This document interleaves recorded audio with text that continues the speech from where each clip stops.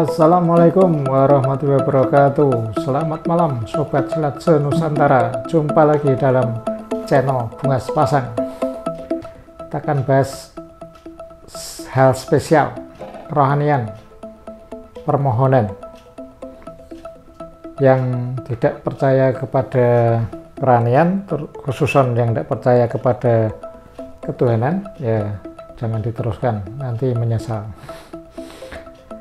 Kita mulai dengan pengalaman saya dulu.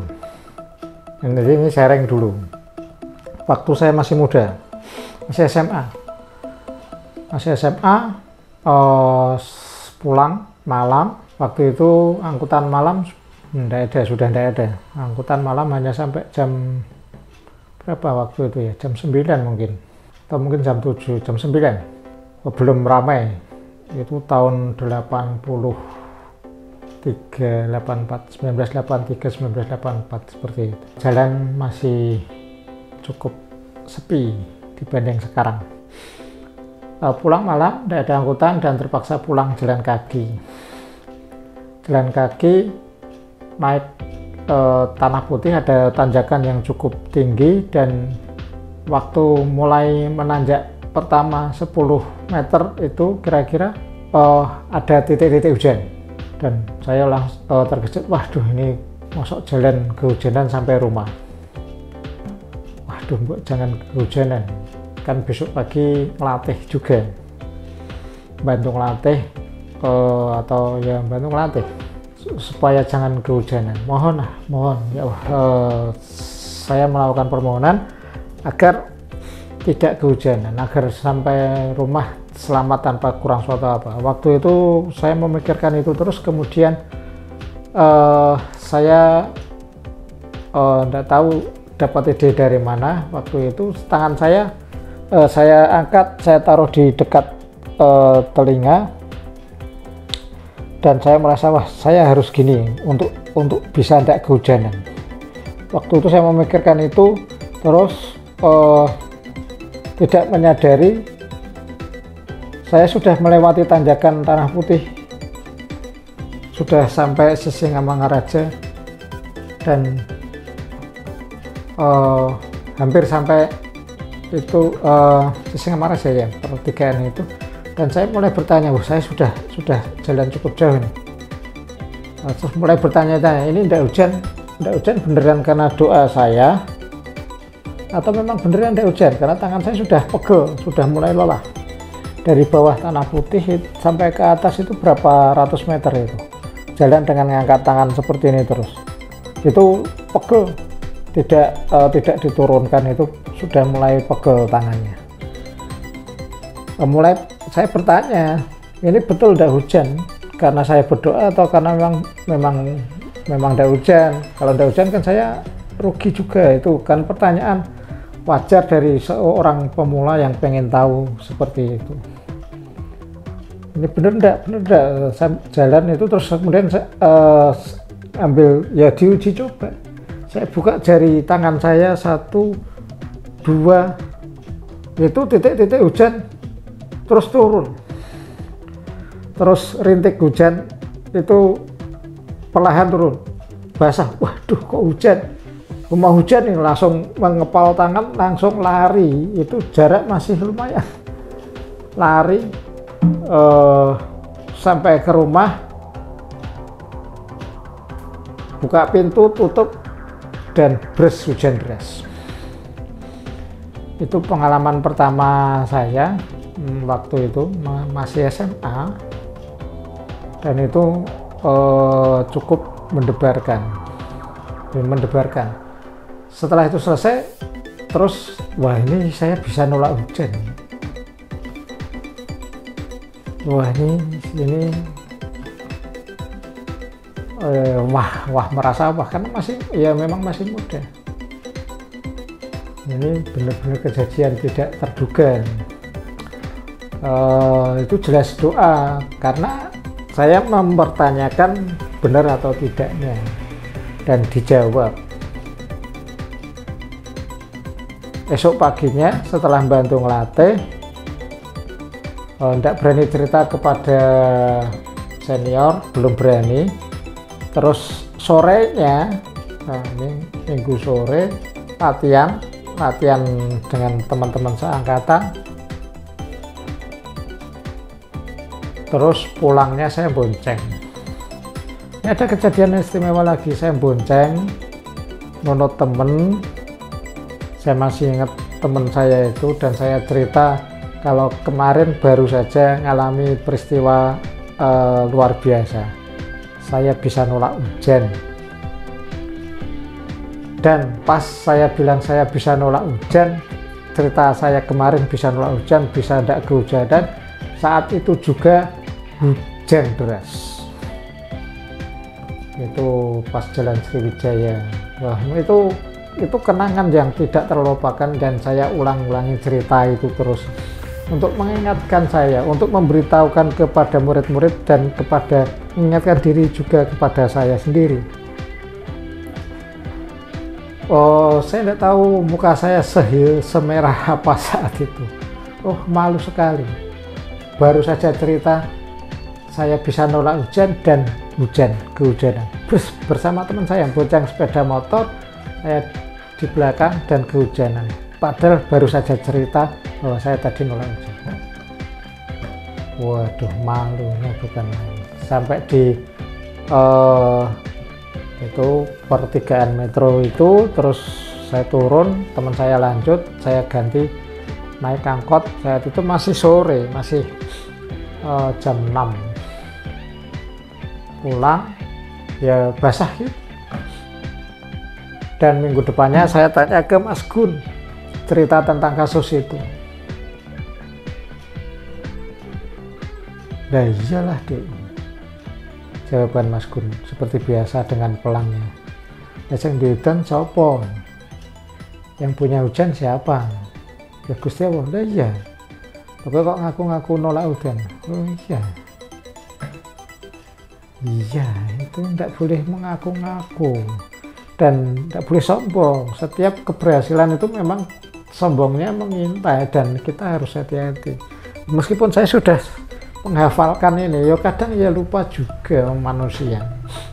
Tapi ya jangan terus merasa manusia ora apa-apa lupa. Ya terus coba sebisa mungkin jumlah kemaki sombong karena berhasil itu dikurangi, bahwa itu kita tidak bisa. Itu kejadian pertama kali yang kemudian saya bereksperimen tentang permohonan. Ya, mari kita membahas tentang permohonan itu. Di keahlian pertama, itu selain ada bacaan pager untuk perlindungan diri, dan juga ada minta gerak yang bisa jadi permohonan. Ya ini minta gerak. Saya ada salah satu kenangan yang juga dari Mas pelatih yang berkata dengan apa istilahnya, berkelakar, ngapain minta gerak wong sudah gerak, mbok minta duit sana lo wong kere. Oh, itu kalimat Mas itu, dan waduh, dan itu membekas. Saya ingat-ingat, saya coba, dan itu ada benarnya, meskipun ya kasar begitu, ada benarnya bahwa, tapi juga ada salahnya bahwa minta gerak itu tetap perlu karena itu memang latihannya begitu. Dan permohonan itu harus dilatih. Di sini kita mau bahas permohonan yang bukan ke geraknya tadi. Permohonan itu istimewa, sangat istimewa. Kita diberi ilmu dan menganggap ini tidak istimewa, terus ditaruh hanya sekali-sekali memakai, ilmunya ya terus tumpul, karena tidak pernah dipakai, tidak pernah diasah. Ngasah ilmu, membuat tajam itu dengan dipakai berulang-ulang. Makanya rahasia ilmu itu tetap sopo temen tinemu. Saya ulang lagi, rahasia ilmu itu tetap sopo temen tinemu. Yang memakai, yang rajin menggunakannya terus-menerus, nanti akan ketemu rahasianya di mana. Semua ilmu apapun yang rajin nanti akan ketemu. main gitar kalau rajin terus nanti ketemu, oh enaknya di mana, oh gini toh, wah itu karena rajin terus sampai akhirnya jadi pendekar gitar itu istilahnya. Itu karena memang dia main gitar terus sampai jadi maestro, rajin. Kuncinya di situ. Sama ilmunya permohonan, agar menjadi ahli permohonan ya digunakan terus. Dan itu menurut saya itu tanda bahwa kita hamba, masih membutuhkan Yang Maha Kuasa. Itu sebuah bentuk pelaksanaan bahwa kita itu hamba, kita itu tidak ada apa-apa di hadapan Yang Maha Kuasa. Karena permohonan itu tentu saja kepada Yang Maha Kuasa. Berdoa, permohonan itu berdoa. Ada tata cara yang diajarkan di Quranan itu. Tapi kalau tidak itu ya pokoknya berdoa gitulah.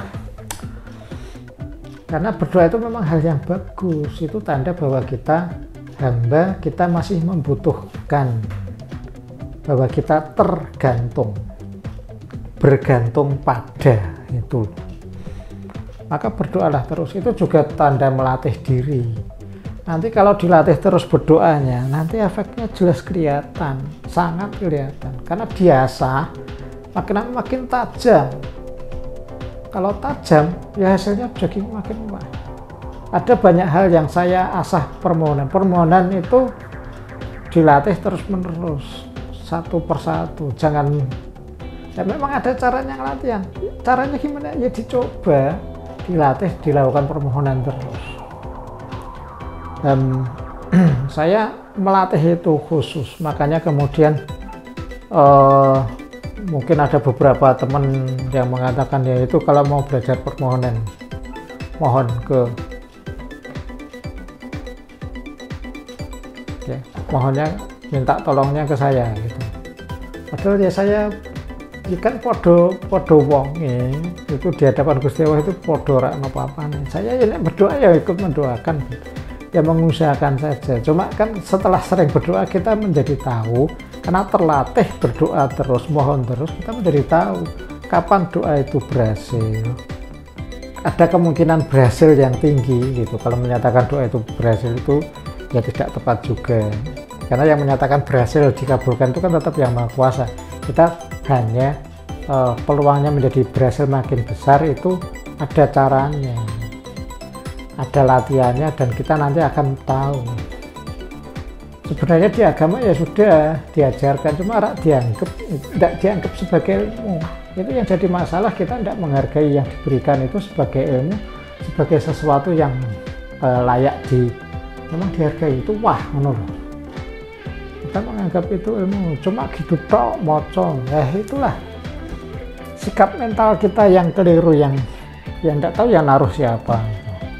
Sikap mental yang merasa kalau diberi itu cuma padahal kalau dilatih serius itu jadi wah.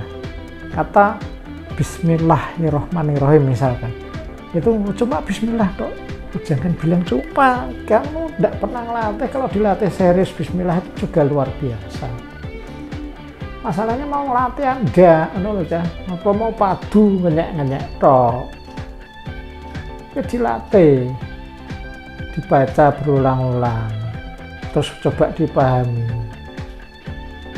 Dan ilmu itu dicari, bukan diberi oleh orang maksudnya, tapi itu Yang Maha Kuasa ilmu itu. Jadi usaha kita untuk mengais-ngais mengambil ilmu itu, bukan terus nunggu diberi. Saya tidak diberi kok, ya mau ngasih kamu ya siapa? Saya tidak diajari, yang ngajari itu Gusti Allah gitu loh. Yang mau memberi itu Gusti Allah, saya itu ilmunya Gusti Allah, bukan ilmu saya itu ya cuma ngomong toh, ngono lho Cah. Jadi yang perlu diingat, ilmunya harus dilatih, dicoba terus. Jadi ada serangkaian kata-kata dicoba dipelajari, diketahui sampai dapat izin dari Yang Maha Kuasa bahwa oh ya sudah, nanti tahu. Ya ini makanya keyakinan bahwa Gusti Allah itu Maha Kuasa, Gusti Allah yang ngajari. Jangan membatasi kekuasaan Gusti Allah. Ora mungkin toh, itu yang jadi masalah. Tidak mungkin toh Gusti Allah ngajari aku langsung. Ya langsung tuh bukan ditemui gitu. Tapi kalau Gusti Allah berkehendak langsung kun ya wis bar, selesai lah. Itu maha kuasanya kan di situ. Jadi kalau ini melihat Sindun ini sudah layak tahu langsung kun, sudah langsung terbuka. Itu bukan masalah, itu sederhana bagi yang maha kuasa, itu sangat kecil gitu loh ya. Jadi jangan menganggap wah mungkin toh diajari karo Gusti Allah langsung. Lah itu kamu berarti membatasi saya tidak mau diajari oleh Gusti Allah. Itu kurang ajar. Kurang ajar. Ora mungkin Gusti Allah ngajari langsung. Ngajari langsung itu bukan ditemui, tapi Gusti Allah langsung berkehendak gitu. Nek kowe ditemoni Gusti Allah ya memang pangkate apa wong saya yang sinau terus ngene wae ya ora dipangkat blas kok. Yang ditemui Gusti Allah kan cuma nabi yang paling disayanginya. Itu yang jadi masalah itu mentalnya ditata dulu. Jangan mengatakan Allah tidak mungkin. Gusti Allah bagi Gusti Allah itu semuanya kecil aja. Maka konsepnya itu tadi mohon. Gusti Allah Maha mendengar, Maha melihat. Jadi saat kita memohon, Gusti Allah mendengar, melihat. Mau dikasih atau enggak itu keputusan Gusti Allah. Itu bukan hak kita untuk mengatur Gusti Allah. Jelas tidak mungkin lah. Kita hanya berdoa memohon, tidak diberi ya wis. Lain kali kita mohon lagi, melatih diri sehingga akhirnya kita tahu hal-hal apa yang membuat doa kita menjadi lebih mudah dikabulkan. Itu sudah diajarkan.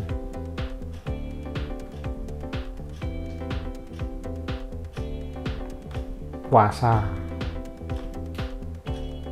wong sing ngeleh, orang yang lapar puasa itu akan lebih mudah. Doanya siapa yang dikabulkan itu ada pelajarannya. Saya lupa. Ono 5 perkara itu masih, kalau masih ingat lagunya itu.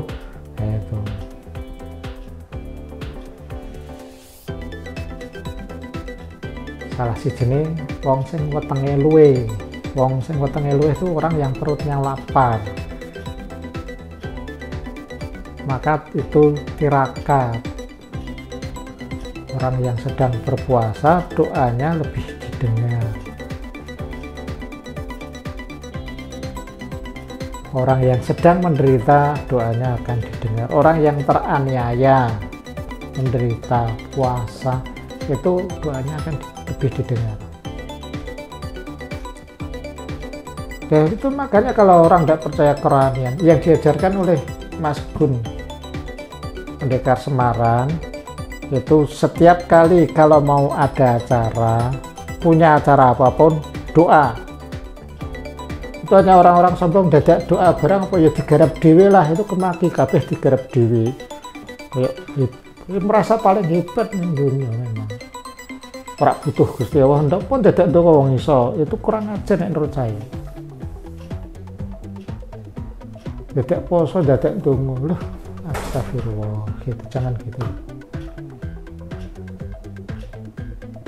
Meskipun hal sederhana pun tetap eling mohon Gusti Allah. Semoga selamat, tidak ada halangan suatu apa.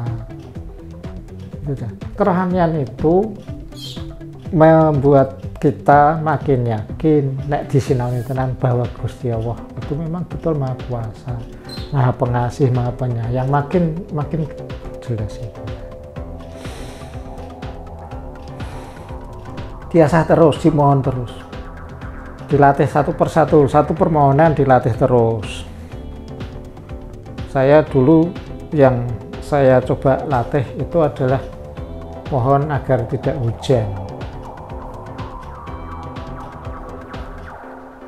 Mohon agar tidak hujan. Zaman itu belum punya motor, ya berarti masih sangat bergantung dengan cuaca saat itu. Jadi kalau hujan ya menjadi susah, makanya mohon jangan hujan kalau sedang berangkat. Ya kalau sudah punya motor, sudah bisa beli jas hujan, kok minta jas hujan itu ya Mbak ngerti, no. Kan hujannya dibutuhkan orang lain, beda. Jadi permohonannya harus sesuai kebutuhan. Mohon acara tandingan, mohon tidak hujan. Kalau hujan nanti misalnya itu penting, mohon tidak hujan, ini musim hujan, SMA 10 itu sering banjir, kami punya acara, ya Allah izinkanlah acara ini sehingga sampai selesai tidak hujan. Itu permohonannya, ajukan permohonan, dan itu tidak seketika, itu direncanakan, ditoto. Dan kalau dilatih terus, dihubungkan dengan tadi, itu bisa mohon, kalau mau direncanakan, mohon agar bisa lulus SMA, agar bisa masuk perguruan tinggi negeri, agar bisa dapat beasiswa, agar bisa, permohonan banyak banget, masuk TNI, masuk kepolisian, masuk pegawai negeri sipil, wah gitu banyak orang mohon tuh nggak ada selesainya wong hidup di dunia. Dilatih terus,